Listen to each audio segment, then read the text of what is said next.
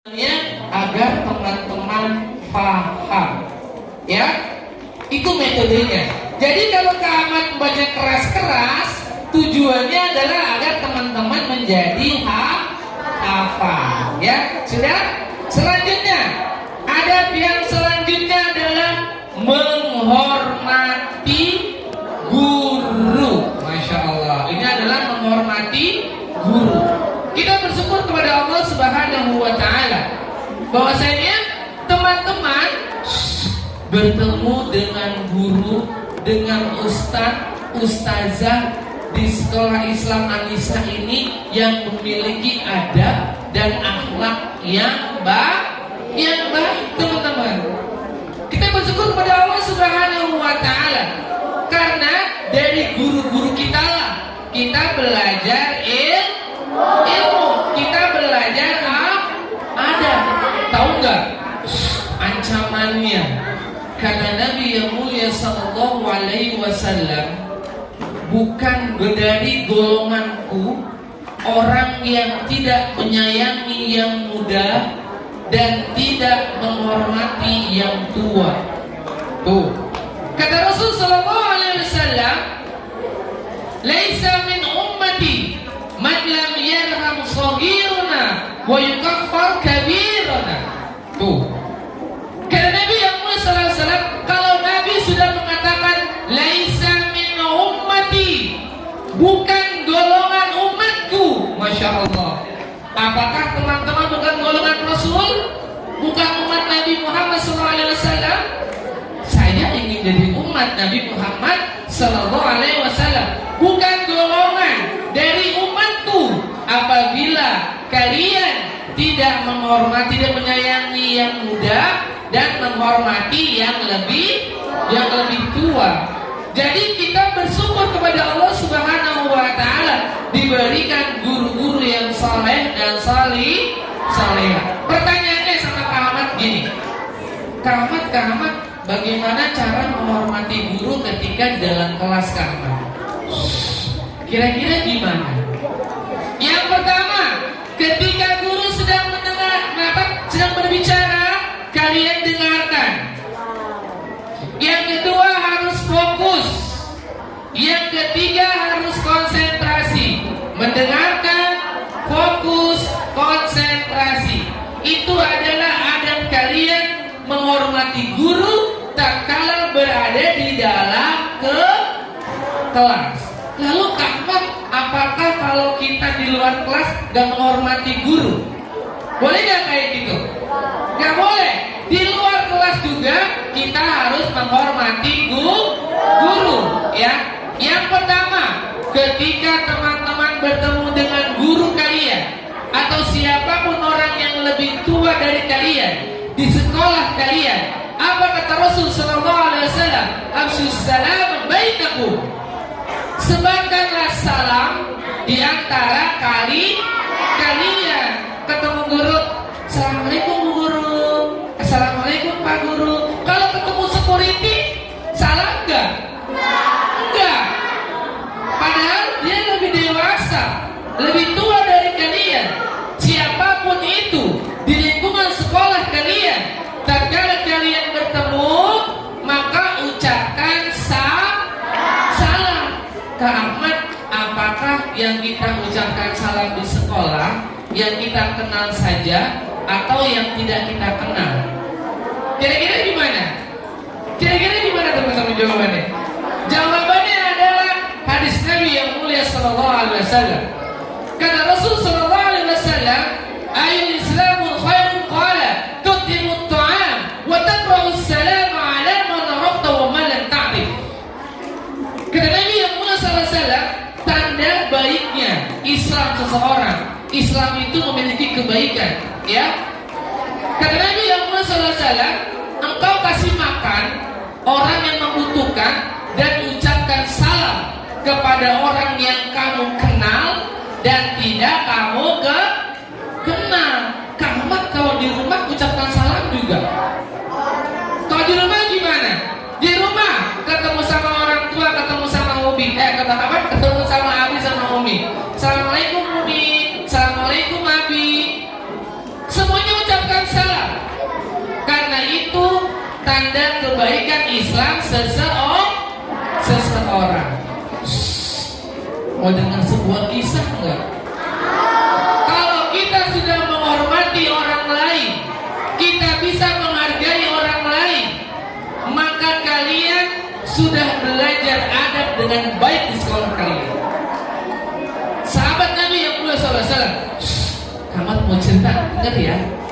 Sahabat yang mulia Ibnu Abbas radhiyallahu anhu, dia adalah sepupu Nabi yang mulia SAW. Ya, dia itu berguru sama Zaid bin Harith. Berguru sama siapa?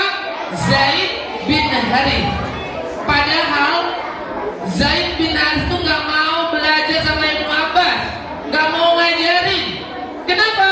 Karena Ibnu Abbas adalah sepupu dari Nabi yang mulia SAW, orang yang mulia. Dia nggak mau ngajarin. Tapi kata Abdullah bin Abbas, kamu adalah orang yang berilmu, maka ajari saya. Masya Allah. Tahu nggak? Setiap ketemu Zaid bin Harith, Ibnu Abbas, Abdullah bin Abbas selalu menuntun kudanya. Masya Allah. Dituntun kudanya dengan tujuan apa? Tatkala dia turun, dia duduk, dia belajar bersama beliau. Masya Allah. Ini salah satu adab menghormati guru. Siapa yang kalau disuruh sama bapak ibu gurunya nggak mau? Ada yang tujuh. Mau ya, harus mau. Karena itu adalah adab kita kepada guru.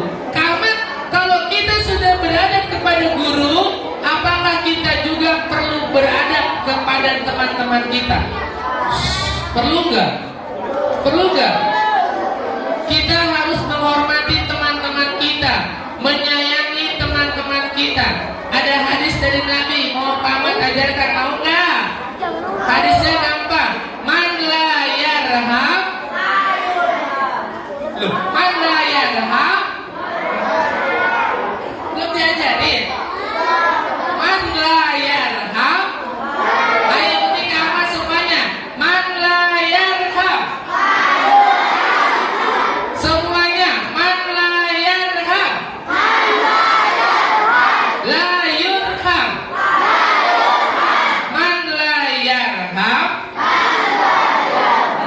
la yurham. 1, 2, 3. Artinya, barang siapa yang tidak menyayangi, maka tidak akan disayangi. Teman-teman, ada sebuah kisah yang mau Kak Ahmad ajarkan, tapi dengan catatan teman-teman harus duduk yang rapi. Lomba duduk yang rapi. Kisah ini sangat penting buat teman-teman yang sudah masuk di usia pubertas, ya. Jadi kita harus saling hormat menghormati, sayang menyayangi sesama teman kalian. Tidak boleh ada konsep bully di sini. Apa bully itu? Bullying ya, merendahkan orang yang lain, menyebut orang lain dengan bahasa-bahasa yang tidak baik. Dan ini terjadi di sahabat di zaman Nabi yang mulia SAW. Mau dengar ceritanya enggak? Kalau mau dengar, nanti dipraktekin ya hikmah yang dapat kita ambil dari kisah ini. Suatu hari, sahabat Nabi yang mulia SAW sedang duduk-duduk membahas strategi perang yang akan dilakukan waktu itu. Ada siapa aja Kak Ahmad? Di sana ada Abu Zar Al-Ghifari, ada Abdurrahman bin Auf, ada Bilal bin Rabah, ya, ada Zaid bin Harith. Ada 4 orang tuh. Dia sedang duduk-duduk membahas strategi perang. Kata Abu Zar Al-Ghifari, wahai sahabat Nabi yang mulia SAW, strategi perang yang akan kita lakukan adalah begini. begini dan begitu.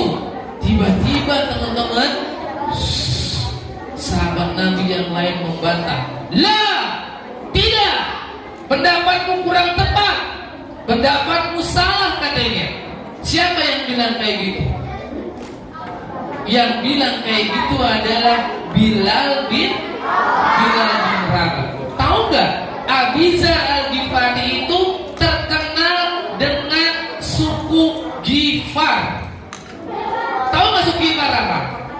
Isinya ada namanya Al-Ghifari. Ada.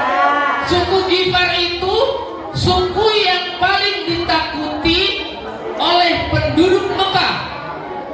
Kenapa? Karena kaum Ghifar itu selalu menghadang para kabilah dagang yang lewat menuju Mekah. Siap ada yang lewat, bawa apa? Bawa perlengkapan perdagangan. Pasti dicegah sama siapa? Sama kaum Ghifar. Kalau dia nggak mau kasih barang-barangnya atau hartanya, pasti akan dibunuhnya. Dan kaum Ghifar adalah kaum yang terkenal dengan jago bermain pedang. Abi Dzar Al-Ghifari adalah kaum yang berada salah satu dari kaum Ghifar. Dia merasa direndahkan oleh siapa? Oleh siapa tadi? Siapa? Oleh siapa? Oleh Bilal bin Rabah. Tidak, pendapatmu salah.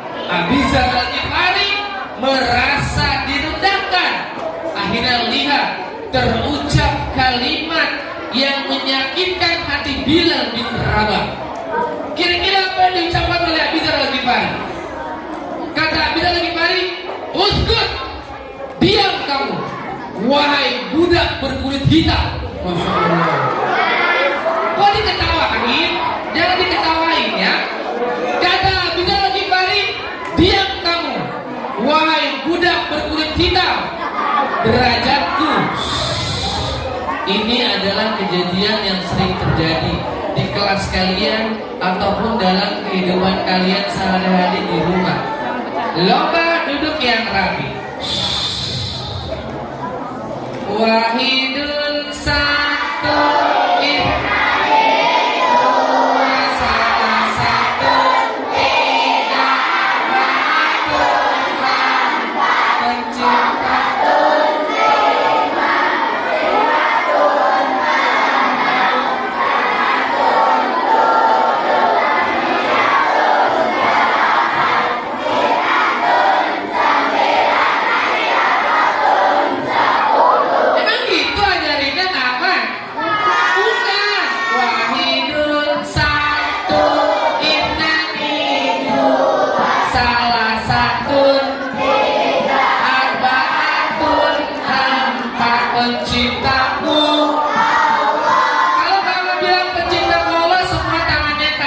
penciptaku Allah. Ya, karena Allah bersemayam di atas arsy-Nya ya. Penciptaku Allah. Nabiku Muhammad. Kuat orang yang gagal berani. Nabiku Muhammad. Agamaku Islam. Musuhku setan.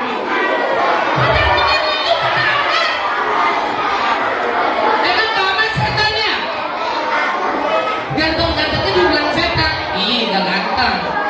Setan, kamu setan. Coba sekali lagi. Wahidun satu ihnainu wa salah satu tiga arba'atun empat penciptaku Allah. Nabiku Muhammad. Agamaku Islam. Musuhku emang kamat kayak setan? Emang kamat kayak jin? Emang kamat serem? Nanti kalau kamat musuhku setan nunjuk gak? Nunjuk gak? Bener ya? Janji ya?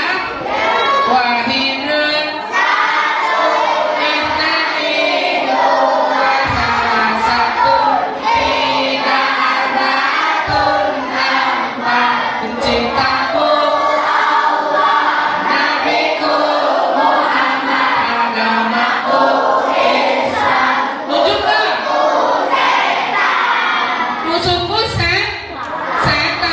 kasih ini. Kalau kamu bilang musuhku setan, tangannya gini. Dadah setan, musuhku setan. Bisa ya?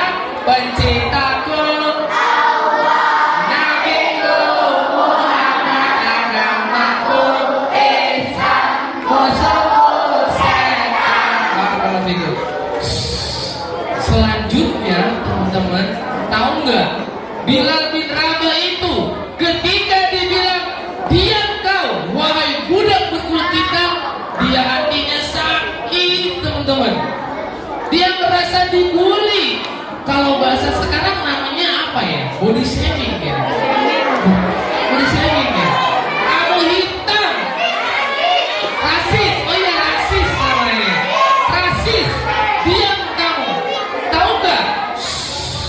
Yang dilakukan oleh Abi Dzar, dia nggak takut, dia diam aja. Wahai Abi Dzar Al-Ghifari, perkataanmu akan aku adukan kepada siapa? Kepada Rasul Sallallahu Alaihi Wasallam. Abi Dzar diam aja teman-teman. Akhirnya Bilal bin Rabah menuju ke masjid. Bertemu siapa? Bertemu Rasul Sallallahu Alaihi Wasallam. Ketika bertemu Rasul, Bilal bin Rabah mengadukan apa yang telah diadukan, apa yang diucapkan oleh sahabatnya. Ya Rasulullah, tidakkah kau mengetahui bahwasanya sahabatmu Abi Dzar Al-Ghifari, tatkala kita sedang meeting, tatkala kita sedang membahas strategi perang, tiba-tiba dia menolak perkataan saya dan mengatakan kamu adalah budak hitam. Masya Allah. Rasulullah mendengar ucapan itu, apakah Rasul marah atau diam saja? Atau diam saja? Rasul marah. Keesokan harinya dia menemui Abi Dzar Al-Ghifari. Ketemu dengan Abi Dzar Al-Ghifari. Wahai Abi Dzar Al-Ghifari, apa yang telah kau lakukan kepada sahabatku Bilal bin Rabah? Diam saja. Abi Dzar diam saja. Dia mengakui bahwasanya ucapannya salah. Lalu Rasul mengatakan, sungguh di dalam diri kamu masih ada unsur-unsur kejahiliahan, masih ada sikap yang kamu anut dari sikap umatmu yang terdahulu. Dia masih merasa sombong. Akhirnya apa? Abi Dzar dinasihati oleh Rasul Sallallahu Alaihi Wasallam, dan Rasul meninggalkan Abi Dzar begitu saja. Ya Rasulullah, tunggu sebentar. Tapi Abi Dzar Al-Ghifari dan Rasul tidak bisa bertemu kembali. Rasul tetap berjalan menjauhi Abi Dzar Al-Ghifari. Lomba duduk yang rapi. Amin. Hujan. Mau lanjutkan ceritanya? Kalau mau duduknya yang tenang. Hop. Suaranya disimpan. Itu kan ketiga, suaranya hilang. 1, 2, 3. Tiba-tiba Abi Dzar Al-Ghifari mendekati Bilal bin Rabah. Wahai sahabat Rasul Bilal bin Rabah, kedatanganku ke sini adalah untuk meminta maaf. Kira-kira Bilal bin Rabah maafin kan teman-teman? Tidak memaafkan. Dia berjalan terus. Wahai Bilal bin Rabah, maafkan aku. Dia jalan lagi. Wahai Bilal bin Rabah, maafkan aku. Dia tidak mau memaafkan. Sampai akhirnya apa teman-teman? Kepalanya Abi Dzar Al-Ghifari disungkurkan ke tanah. Lalu kakinya Bilal bin Rabah dipegang oleh Abi Dzar Al-Ghifari, diletakkan di wajah. Injaklah wahai Bilal bin Rabah wajahku ini. Masya Allah. Suruh diinjak ini, ayo injak. Suruh diinjak teman-teman. Injak katanya. Tapi Bilal injak enggak? Injak enggak? Enggak. Diangkat lagi, dia pergi lagi, dikejar lagi, dia sungkurkan wajahnya, ditaruh lagi kakinya. Injak wahai Bilal bin Rabah sebagai bukti bahwasanya aku telah berbuat salah kepadamu, aku telah menghina kamu, aku telah membuli kamu. Sampai tiga kali berbuat seperti itu. Akhirnya Bilal mengangkat wajah sahabat Abi Dzar Al-Ghifari. Diangkatnya sahabat, wahai Abi Dzar Al-Ghifari, mana mungkin aku menginjak kepala sahabat Nabi yang mulia sallallahu alaihi wasallam. Sungguh sejatinya apa yang telah kulakukan adalah bukti bahwasanya sikapmu berbicara kasar kepada orang, menghina orang adalah perbuatan yang tidak dibenarkan dalam agama Rasul, dalam agama Islam. Akhirnya apa teman-teman? Akhirnya mereka berdua berpelukan. Ya, dia minta maaf. Teman-teman dengar. Pelajaran yang kita ambil apa hari ini? Pelajarannya adalah, lihat, kita harus saling menghormati. Adab didahulukan daripada ilmu. Coba di kelas kalian banyak orang-orang, banyak teman-teman kalian yang tak kalah kesel sama kalian. Ih, kamu misalkan kulitnya hitam, kamu badannya ini, kamu rambutnya ini, tapi dia tidak punya perasaan bersalah, cuek aja, padahal hatinya sakit. Kalaulah dia berdoa kepada Allah Subhanahu wa Ta'ala dengan doa yang buruk, pasti dia akan terijabah doanya oleh Allah Subhanahu wa Ta'ala. Jadi hikmahnya adalah kita harus saling menghormati, sama guru menghormati. Betul apa betul? Sama teman juga menghormati, ya. Baik teman-teman, tadi kita sudah banyak berbicara tentang adab menuntut ilmu. Siapa yang bisa menyebutkan adabnya apa saja? Yang pertama, yang kedua,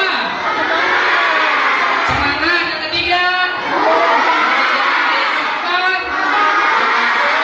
yang kelima, yang keenam. Apa yang keenam? Gak ada ya, harus menghormati teman. Baik, kalau sudah, kita mau yel-yel lagi, ya. 1, 2, 3. Kepala, rambut syahdu, telinga beratur, hidung anggur, telinga undur, dada sorun, leher ukur, rambut muduk, syahdun bibir, sinun gigi, lisanun lidah, batanun perut, rijlun kaki, yadun tangan, asabiun jari-jari. Baik, yuk. Sekarang ikuti Kak Ahmad. Kak Ahmad berkata pegang telinga. Kak Ahmad berkata pegang hidung. Kak Ahmad berkata pegang kepala. Kak Ahmad berkata pegang jidatnya. Pegang jidatnya. Kak Ahmad berkata pegang dagunya. Mana dagu? Kak Ahmad berkata pegang hidungnya. Kak Ahmad berkata angkat tangannya. Bukan kayak gitu, angkat tangannya kayak gini, kalian berdoa. Angkat tangannya. Yuk kita berdoa kepada Allah Subhanahu wa Ta'ala. Rabbil firli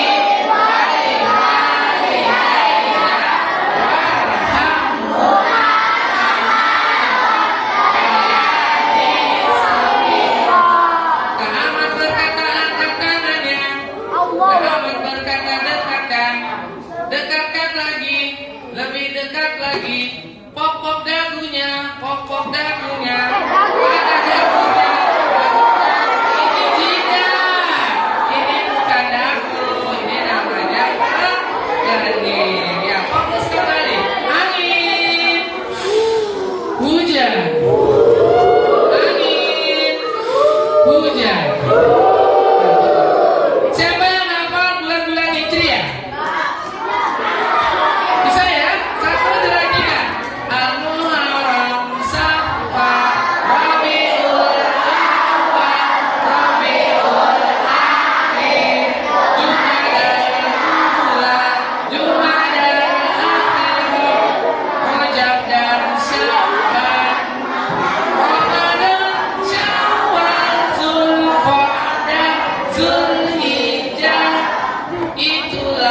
nama-nama bulan Hijriah. Itulah nama-nama bulan Hijriah. Bisa nggak? Bisa nggak? Kok nggak bisa? Sekali lagi. 1, 2, 3. Al-Muharram, Safar, Rabiul Awal, Rabiul Akhir, Jumadal Ula, Jumadal Akhir, Rajab dan Sya'ban, Ramadan, Syawal, Zulqa'dah, Zulhijjah. Itulah nama-nama bulan Hijriah. Itulah nama-nama bulan Hijriah. Muharram, puasa, Asyura. Bisa? Muharram, puasa, Asyura. Ramadan, puasa 1 bulan, 1 Syawal, Lebaran, Lebaran Idul Fitri, Zulhijjah, Lebaran. Gampang kan? Sekali lagi, 1, 2, 3. Al-Muharram, Safar, Rabiul Awal, Rabiul Akhir, Jumadal Ula, Jumadal Akhir, Rajab dan Sya'ban, Ramadan, Zulqa'dah. Itulah nama-nama bulan Hijriah. Itulah nama-nama bulan Hijriah. Muharram, puasa, Ramadan, puasa 1 bulan, 1 Syawal, Lebaran, Zulhijjah, Lebaran Idul Adha. Ayo, Masya Allah. Tersemangat